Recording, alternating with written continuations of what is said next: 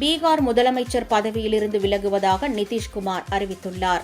பீகார் முதலமைச்சர் நிதிஷ்குமார் நாடாளுமன்ற மாநிலங்களவை உறுப்பினர் பதவிக்கு வேட்புமனு தாக்கல் செய்யவுள்ளதாக தகவல்கள் வெளியாகின.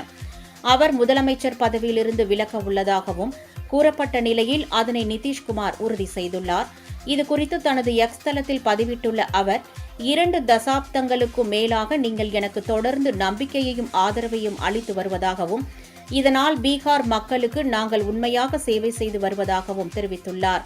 தற்போது மாநிலங்களவை உறுப்பினராக வரும் தேர்தலில் போட்டியிட விரும்புவதாகவும், உங்களுடனான இந்த உறவு எதிர்காலத்தில் தொடரும் என்றும் கூறியுள்ளார். பீகாரை உருவாக்க ஒன்றிணைந்து பணியாற்றுவேன் என உறுதியளிப்பதாக கூறியுள்ளார்.